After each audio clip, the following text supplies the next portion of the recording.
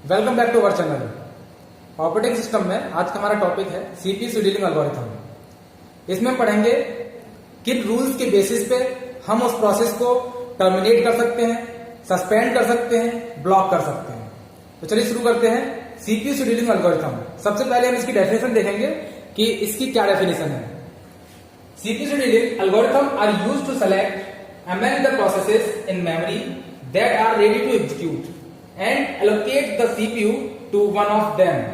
हमारी मेमोरी में प्रोसेसेस होती हैं, तो उन प्रोसेसेस में से कई सारी प्रोसेस में से हम कब, कैसे और किस रूल्स के आधार पे उनमें से हम जिस प्रोसेस का हमें एग्जीक्यूशन करना है, जिस प्रोसेस को हमें सीपीयू एलोकेट करना है, उस प्रोसेस को वहां से पिक करेंगे और रेडी स्टेट में डालेंगे। रेडी स्टेट से हम उस प्रोसेस को सीपीयू क्या करेंगे, एलोकेट करेंगे। ठीक है, तो ये तो हमारी डेफिनेशन रही कि क्या हम सीपीयू शेड्यूलिंग एल्गोरिथम में किस तरीके से प्रोसेसेस का एग्जीक्यूशन करेंगे और किस आधार पर करेंगे। ठीक है, तो जैसे इसमें बताया कि प्रोसेसेस इन द मेमोरी, यानी कि सेलेक्ट अमंग द प्रोसेसेस। हमारे सिस्टम में, हमारी मेमोरी में बहुत सारी प्रोसेसेस होती हैं, तो उन प्रोसेसेस में से हम किस प्रोसेस का हमें, जिस प्रोसेस का हमें एग्जीक्यूशन करना है, उस प्रोसेस को हमें कहां करना है, that are ready to execute. तो उसे हम पहले रेडी स्टेट में डालेंगे। अब हमें उसका एग्जीक्यूशन करना है, तो उस प्रोसेस को हम कहां मूव कराएंगे, या हम कह सकते हैं कि हम किस प्रोसेस को सीपीयू एलोकेट करेंगे। तो एग्जीक्यूशन के लिए उसे हम रनिंग स्टेट में डालेंगे। रनिंग स्टेट मतलब सीपीयू से उस प्रोसेस को सीपीयू एलोकेट करेंगे। तो and allocate the CPU to one of them.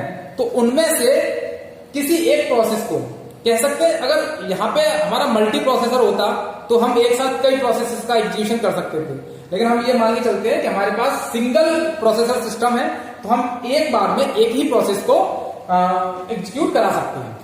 तो चलिए इसके देखते हैं कितने टाइप की एल्गोरिथम होती है जिसके आधार पे, या कह सकते हैं जिसके बेसिस पे हम अपनी प्रोसेसेस को सीपीयू एलोकेट करेंगे और कब हम किसी प्रोसेसेस का को ब्लॉक स्टेट में, वेटिंग स्टेट में और सस्पेंड कर सकते हैं। तो देखिए हमारे पास दो तरीके की टाइप ऑफ एल्गोरिथम।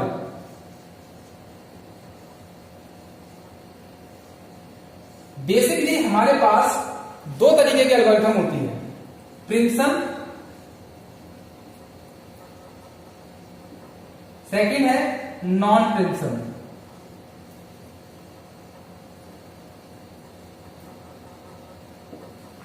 तो हमारे पास ये दो तरीके की एल्गोरिथम होती है। इन दो तरीके के एल्गोरिथम के आधार पर ही हम किसी भी प्रोसेस को सीपीयू एलोकेट करेंगे। इन्हीं दो एल्गोरिथम के आधार पर ही हम किसी प्रोसेस को वेटिंग स्टेट में डालेंगे। तो हम सबसे पहले पढ़ते हैं नॉन प्रिंसन।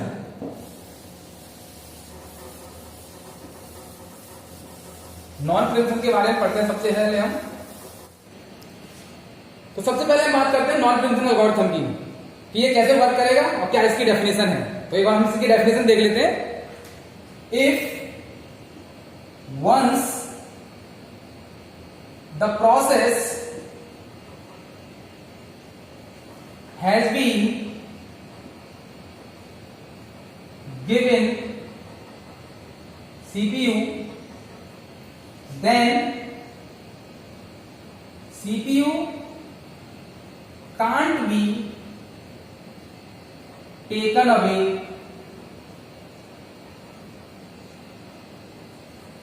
away before process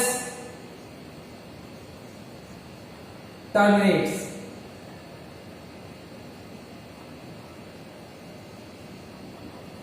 देखिए इस डेफिनेशन के अकॉर्डिंग नॉन प्रिंसन एल्गोरिथम ये होगी कि किसी भी प्रोसेस को एक बार हम सीपीयू एलोकेट कर देते हैं, तो जब तक उस प्रोसेस का एग्जीक्यूशन कंप्लीट नहीं हो जाता है तब तक हम उस प्रोसेस से सीपीयू को हटाएंगे नहीं।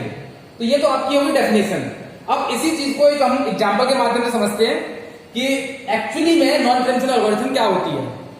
मान लीजिए कि हमारी क्लास में 5 स्टूडेंट्स ऐसे हैं जिनके पास 5 प्रॉब्लम है। हर एवरी स्टूडेंट के पास 5 प्रॉब्लम है कि वो अपने टीचर से डिस्कस करना चाहता है। तो अब उसमें से टीचर पहले एक स्टूडेंट को सेलेक्ट करता है उसकी प्रॉब्लम को सॉल्व करने के लिए। अब उसने स्टूडेंट को सेलेक्ट किया और उसकी प्रॉब्लम को सॉल्व किया। जब पहले स्टूडेंट की 5 प्रॉब्लम सॉल्व हो जाएंगी तब वो सेकंड स्टूडेंट को सेलेक्ट करेगा और उसकी 5 प्रॉब्लम को सॉल्व करेगा। इसी तरह से थर्ड, फोर्थ एंड फिफ्थ, तो इस तरीके से वो उनकी सारी प्रॉब्लम को सॉल्व करेगा।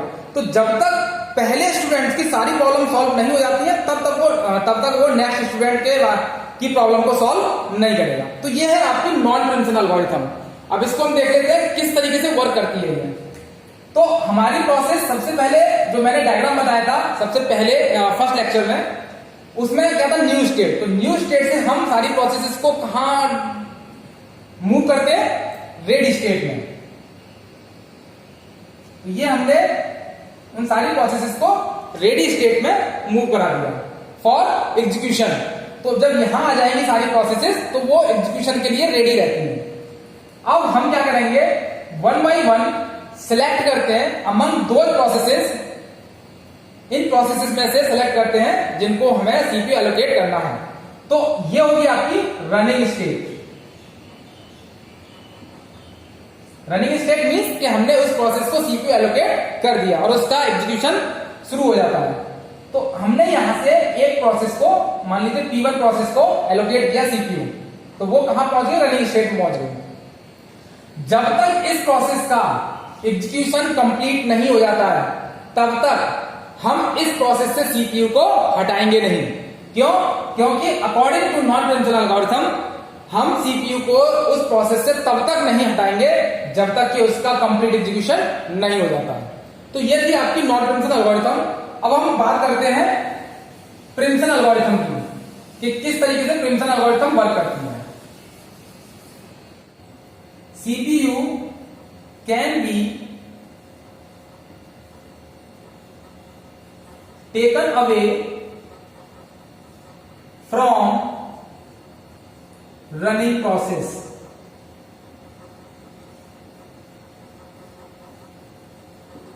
प्रिंसिपल में हम कोई भी प्रोसेस अगर हमारी रनिंग स्टेट में है, उसका एग्जीक्यूशन चल रहा है, तो हम उसे बीच में रोककर उसे ब्लॉक स्टेट में, वेटिंग स्टेट में या उसे हम सस्पेंड कर सकते हैं।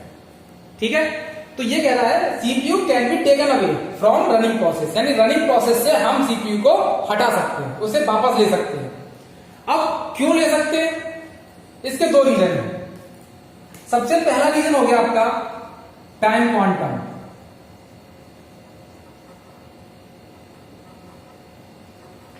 Time quantum. दूसरा हो गया प्रायोरिटी। तो अब इन दो चीजों को समझें कि टाइम क्वांटम और प्रायोरिटी क्या होती है। टाइम क्वांटम एक फिक्स टाइम होता है जिसको हम टाइम स्लाइस बोलते हैं। क्या बोलते हैं? Time slice. अब मान लीजिए मैंने किसी प्रोसेस का, मतलब जितनी हमारे पास प्रोसेस हैं उस सिस्टम में, उन प्रोसेस का हमने टाइम क्वांटम सेट कर दिया। टाइम क्वांटम सेट कर दिया 2 सेकंड। जो मैंने सबसे पहले एग्जांपल बताया था अभी नॉन प्रिंसिपल में कि 5 स्टूडेंट्स हैं, उनके पास 5 प्रॉब्लम है, 5 स्टूडेंट के पास, और मैंने उनका टाइम क्वांटम सेट कर दिया 2 प्रॉब्लम्स। तो मैं सबसे पहले फर्स्ट स्टूडेंट के पास जाऊंगा और उसकी जो 2 प्रॉब्लम है उन 2 प्रॉब्लम को सॉल्व करूंगा। जैसे ही मुझे थर्ड प्रॉब्लम मेरे पास आती है तो मैं उसे क्या कर दूंगा, थोड़ी देर के लिए सस्पेंड कर दूंगा, या थोड़ी देर के लिए उसे वेटिंग स्टेट में डाल दूंगा। ठीक है, कि भाई अब तू रुक, थोड़ा सा समय वेट कर, तब तक मैं दूसरे स्टूडेंट के पास जाके उसकी प्रॉब्लम को सॉल्व करता हूं। ठीक है, तो अब मैं जाऊंगा दूसरे स्टूडेंट के पास।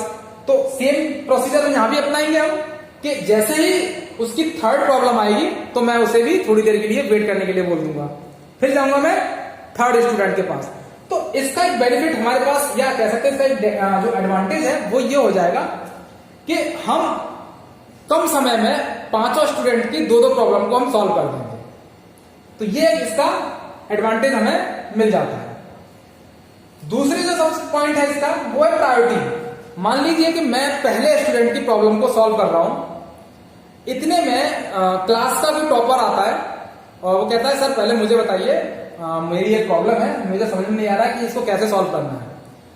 अब चूंकि यहां पे वो क्लास का टॉपर है तो सबसे पहले मैं उस स्टूडेंट को थोड़ी देर के लिए ब्लॉक कर दूंगा और मैं उस टॉपर की प्रॉब्लम को मैं पहले सॉल्व करूंगा, तो इसको कहते हैं प्रायोरिटी। तो यहाँ पे मैं उस टॉपर स्टूडेंट को प्रायोरिटी दे रहा हूं कि पहले मैं उसकी प्रॉब्लम को सॉल्व करूं, उसके बाद जितनी प्रॉब्लम मैं उस स्टूडेंट की सॉल्व कर चुका था, मान लीजिए मैं पहले स्टूडेंट की जो प्रॉब्लम सॉल्व कर रहा था और बीच में ये टॉपर स्टूडेंट आ जाता है कि मेरी प्रॉब्लम पहले सॉल्व करिए सर, तो मैं क्या करता हूं कि मैंने उसकी एक प्रॉब्लम 5 में से सॉल्व कर चुका था, तो मैं अब ये नहीं कि मैं शुरू से सॉल्व करूंगा उसकी सारी प्रॉब्लम को, तो एक प्रॉब्लम मैं उसकी सॉल्व कर चुका हूं, तो मैं अब उसकी सेकंड प्रॉब्लम से स्टार्ट करूंगा, सेकंड से लेके 5th तक।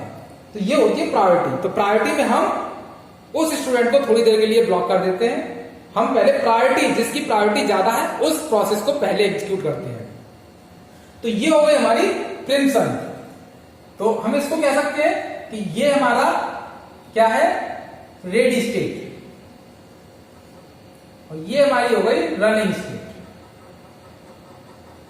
ठीक है, इसको हमने P1 प्रोसेस एलोकेट की सीपीयू को एलोकेट किया।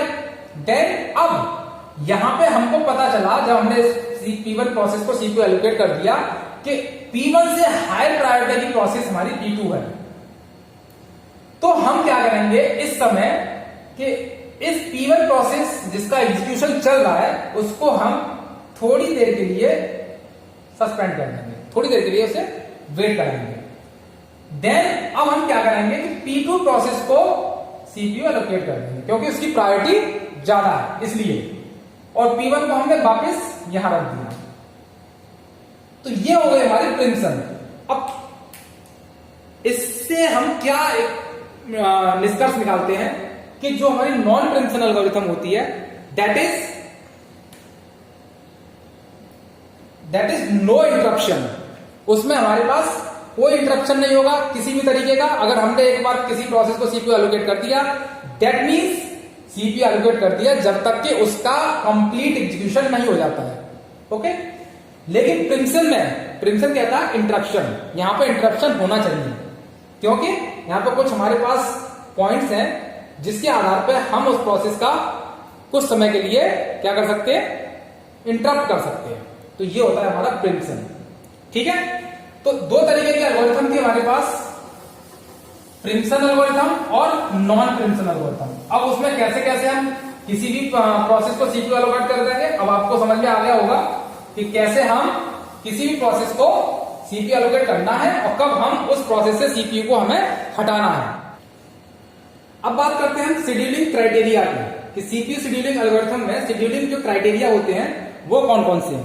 तो सबसे पहला क्राइटेरिया है सीपीयू यूटिलाइजेशन। सीपीयू यूटिलाइजेशन कहने का मतलब ये हुआ कि आपका सीपीयू है वो आइडल कंडीशन में नहीं होना चाहिए कभी भी, उसका कुछ न कुछ यूटिलाइजेशन हमेशा और हमेशा होना चाहिए। तो सीपीयू यूटिलाइजेशन कह रहा है average fraction of time for which processor और सीपीयू इज बिजी, यानी कि आपका जो सीपीयू है या प्रोसेसर है वो ऑलवेज बिजी होना चाहिए। तो हम इसका जो सीपीयू यूटिलाइजेशन जो लेंथ होती है वो होगी 0 to 100% सीपीयू यूटिलाइजेशन हमारे सिस्टम का या प्रोसेसर का या सीपीयू का होना चाहिए। तो average fraction of time for which processor और सीपीयू इज बिजी, यानी कि हमारा सिस्टम बिजी रहना चाहिए। Throughput means the number of processes system can execute in a period of time. Period of time means हम कह सकते हैं T, total amount of work done. अब total amount of work done means ये हुआ कि हमारी जो प्रोसेस है उन प्रोसेस के लेंथ पर भी डिपेंड करता है कि हमारा जो टाइम है वो कितना आएगा, जो थ्रूपुट है वो कितना आएगा। अगर हमारी प्रोसेसेस की लेंथ ज्यादा है तो हमारा थ्रूपुट भी ज्यादा आएगा। ओके, थर्ड है हमारे पास टर्न अराउंड टाइम।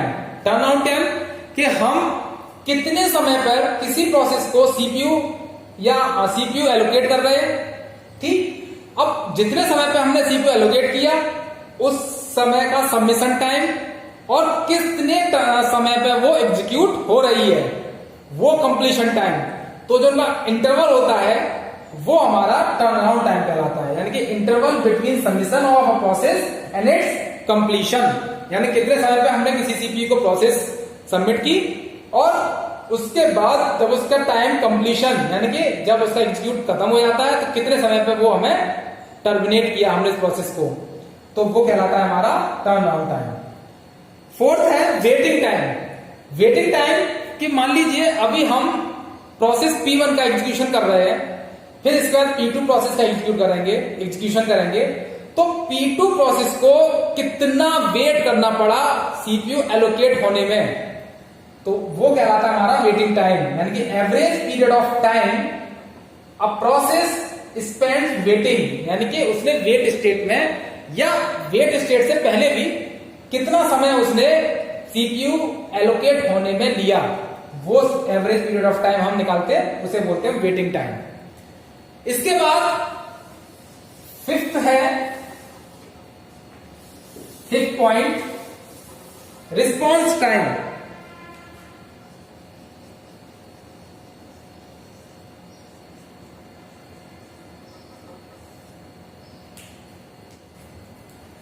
अब हमारा नेक्स्ट फिफ्थ पॉइंट है रिस्पॉन्स टाइम। इसका मतलब यह हुआ कि amount of time it takes when a request was submitted. Request, हम यहां बात कर रहे हैं रिक्वेस्ट की, कि हमने अपनी रिक्वेस्ट को सबमिट किया until the first response is produced. तो जब हमने रिक्वेस्ट दी किसी को, अब वो हमें कब रिस्पॉन्स करेगा, कब हमारा रिस्पॉन्स आएगा कि हमारी जो रिक्वेस्ट थी वो एक्सेप्ट हो गई है। तो फर्स्ट रिस्पॉन्स इज प्रोड्यूस्ड, कि जब हमने रिक्वेस्ट को सबमिट किया तो हमें पहली बार सबसे पहले रिस्पॉन्स कब मिलता है, तो जिस समय पे हमें जो रिस्पॉन्स मिलेगा कि सीपीयू एलोकेट हम करने वाले किसी प्रोसेस को, तो that time is the response time, कि हमने अमाउंट ऑफ टाइम कि हमने किसी प्रोसेस को या किसी प्रोसेस के लिए रिक्वेस्ट सबमिट की, तो जब तक हमें फर्स्ट रिस्पॉन्स प्रोड्यूस नहीं होता है तब तक हम उसका एग्जीक्यूशन नहीं करेंगे, तो दैट इज रिस्पॉन्स टाइम। तो ये थे हमारे आज के CPU scheduling algorithm, types of algorithm, then scheduling criteria, कि कौन कौन से शेड्यूलिंग क्राइटेरिया होती हैं जिनकी आवश्यकता हमें अपने न्यूमेरिकल्स जब हम सॉल्व करेंगे उनमें हमें इन चीजों की जरूरत पड़ेगी। तो ये हमारे 5 पॉइंट्स थे, CPU utilisation, throughput, response time, waiting time and turn around time. अगर इस टॉपिक में आप लोगों को कोई भी प्रॉब्लम होती है तो आप हमें कमेंट बॉक्स के माध्यम से पूछ सकते हैं।